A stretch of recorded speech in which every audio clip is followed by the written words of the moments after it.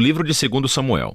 Confira o vídeo sobre o 1 Samuel, no qual foram apresentados os 3 personagens principais do livro, Samuel, Saul e Davi. E também ao conceito literário do livro, que primeiro apresenta Samuel e depois mostra a ascensão e queda do rei Saul, em contraste à ascensão do rei Davi. 2 Samuel conta a história de Davi como rei de Israel. E em 2 movimentos há uma temporada de sucesso e bênção seguida de uma enorme falha moral e as suas tristes consequências. E o livro termina com uma conclusão muito bem feita, que volta a refletir sobre o bem e o mal na vida de Davi, criando esperanças para que um rei venha de sua linhagem. Então, a história em 2 Samuel começa após a morte de Saul, e Davi surpreende a todos com uma composição de um longo poema onde ele lamenta a morte do homem que tentou assassiná-lo. E mais uma vez, o autor apresenta a humildade e a compaixão de Davi. Ele é um homem que lamenta até mesmo a morte de seus próprios inimigos. Após isso, Davi vivencia uma temporada de sucesso e bênção de Deus. As tribos israelitas pedem a Davi que unifique todas as tribos e torne-se seu rei. Sendo assim,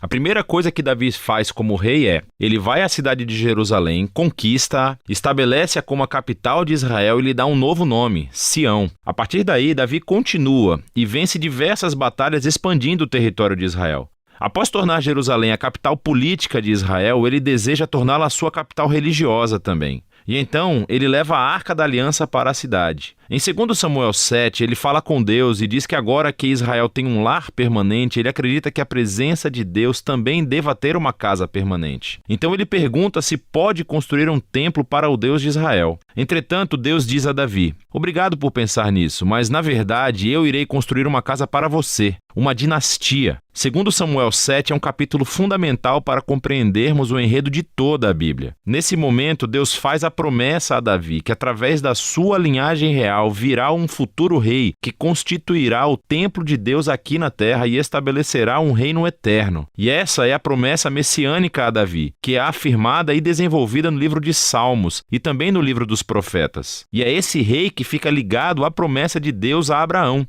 O futuro reino messiânico será a maneira como Deus irá trazer a sua bênção para todas as nações. E é aqui, no meio de toda essa bênção divina, que as coisas se tornam terrivelmente mal. Davi comete um erro fatal. Não é fatal para ele, mas para um homem chamado Urias, um dos estimados soldados de Davi. Do seu terraço, Davi vê a esposa de Urias, Batseba, tomando banho. Davi a procura, dorme com ela e a engravida. Então ele tenta encobrir a coisa toda, assassinando Urias e casando-se com ela. Isso é simplesmente horrível. Então, quando Davi é confrontado pelo profeta Natã sobre tudo isso, ele imediatamente assume o que fez. Ele está despedaçado, arrependido e pede a Deus que o perdoe, e Deus o faz. Entretanto, Deus não elimina as consequências das decisões de Davi. E como resultado da sua terrível decisão, a família de Davi, o seu reino, tudo desmorona. Isso transforma essa ascensão em uma história trágica, muito parecida com a queda de Saul. Os filhos de Davi acabam por repetir os erros do pai, mas de uma maneira ainda mais trágica. Amnon abusa sexualmente da sua irmã, Tamar, e o seu próprio irmão, Absalão, descobre tudo e manda assassinar Amnon. E então, Absalão arma um plano para destituir o seu pai, Davi, do poder, e dá início a essa rebelião de larga escala. E assim, pela segunda vez, Davi é forçado a fugir de sua própria casa e se esconder no deserto.